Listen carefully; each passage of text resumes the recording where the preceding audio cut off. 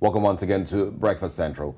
Now, corruption has a negative impact on every aspect of society and is profoundly intertwined with conflict and instability, jeopardizing social and economic development and also undermining democratic institutions and the rule of law.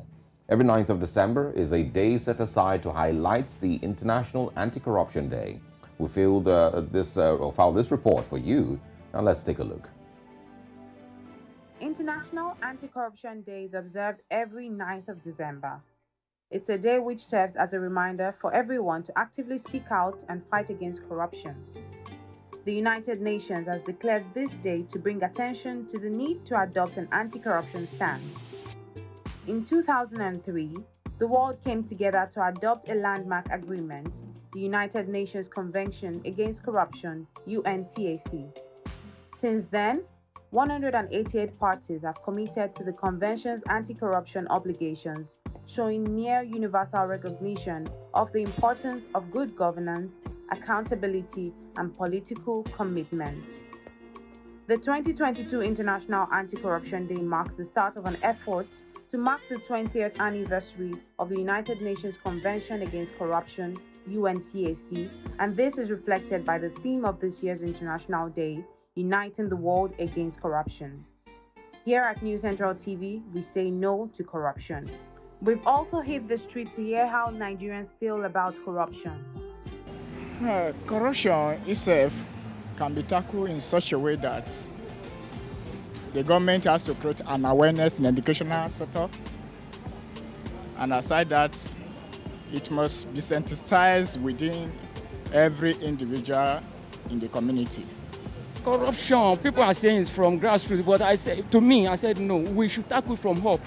When one or two people can take them as a scapegoat, the rest will sit right from the bottom. They will say, no. So far they can do this to this upper. So what about them? I know it cannot be eradicated totally, but at least there must be a reduction. But let's just leave that for now, because that corruption stuff we just said about this, like the thing is increasing more day by day. The way we can combat crime and corruption in Nigeria is by coming together as individuals, by perfecting in one aim. So that's how we can combat it. No, government are not trying their best to fight corruption. Let me aim my view here. One, they are looking majorly at the opposition party. Okay, aside that, government are indirectly against still fighting the youth in terms of yahoo. Those politicians who are embezzling our fund, in which way has the government tried to fish some of those corrupt politicians out to jail them, to use them as a deterrence or show them as a deterrence to others in order for them to learn. So government are not fighting corruption, to my own view. We want good change, not just change because there is a lot of different of change. Either change from good to bad or from bad to good. We want good change, and moreover, we want youth to take over. Because they be saying youth, what are they going to do? When they get here, they will do this, they will do. Let us try youth first. Let's see what will happen. Because we are tired of all those old people, all our papa, mama. They are the ones putting us into all this problem. It's for me and you and other Nigerians to think and reason how to choose or elect a good leader, a good president. Because a good president will make everything better. We know what is called corruption and what to do and avoid corruption. But if you can't choose it from leader, we can't get it right.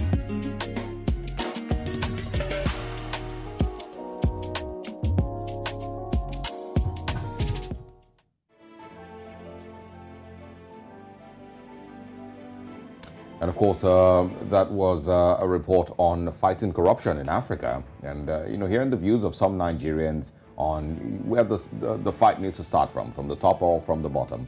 And it's pretty interesting, actually. And, a lot of times we have these conversations, but I don't know if we're honest enough, as African leaders generally, when they meet at these summits.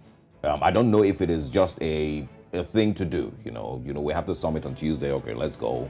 But what really happens after those meetings and after those summits, happen? How many of those African leaders go back home and say, okay, we really must do what we must do to end corruption or to fight corruption in our countries? Because it doesn't seem to change anything. If you look at the list of most corrupt countries in the world, it's still very embarrassing seeing where countries like Nigeria, are on that list. So are they really doing anything? Are they really fighting, in any way? And, it's a different conversation when we talk about, if the leaders or, all the citizens have more share of the blame with the fight against corruption. Yeah. But I mean, I don't think we're being honest. I don't think we're being sincere, really. So corruption is something that is now, it is endemic, right? It's something that a lot of people have, it has become a way of life. And when we talk about corruption, people think about corruption on a large scale. It's even in the little things. But before we get to the large scale and the little things, I was checking out the Nigeria's rating on the corruption index. And it showed that out of 180 countries, according to a 2021 report, Nigeria was rating 154 out of 180 countries, meaning 154 least corrupt country. So we're only better than 26 other countries. Nigeria is only better than 26 other countries around the world in the area of corruption, right? There will be an updated list, of course. 2022 is coming to an end. So there's a lot of work that needs to be done.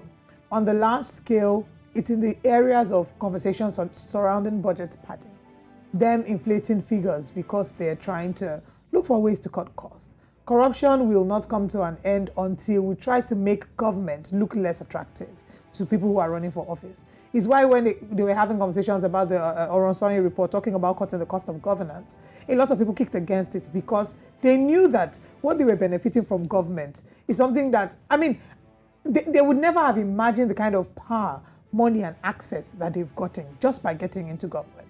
So the moment we start to make government and governance look less attractive, then we probably might find people that genuinely want to serve, not those that are going there to fill their own personal family pockets. So there's that, right? But there's also, the individual aspect of it. And this varies, across African countries. It may not be the same picture, with South Africa or in Egypt or in other countries that either have stronger institutions or just a different mentality. I think that the core of the average person that we meet, across the streets in Nigeria, the core of the average, not everybody, but the core of the average person has a bit of that tendency to cheat, right? And that's where it starts from. Because when people say that leadership comes from the people, it truly does. The people that you find up there. And the people that were down there at some point. They're pretty much the same persons. They're pretty much the same personality. Just what one of them has been able to get himself to a leadership position, and the other one is still, an average citizen. There's the core of the average Nigerian that just has it in him to cheat or her to cheat. If you look at the way, drive across Lagos or around Lagos, people run the red lights and think that is just, bad behavior. But that's a little bit of you being a corrupt individual, because there are rules that have been set and you want to beat those rules and you want to beat, those things. There is a story that I heard, some time ago that, unfortunately we wouldn't have the time to share it. But the point is, the core of the average Nigerian has a bit of it, and that's where it starts from. I think it's a thing that we all need to be conscious of, right? As we go today, think of the ways in which you can make better decisions because at the end of the day, it's little decisions that come up to become one big decision. Less corrupt decisions, I mean.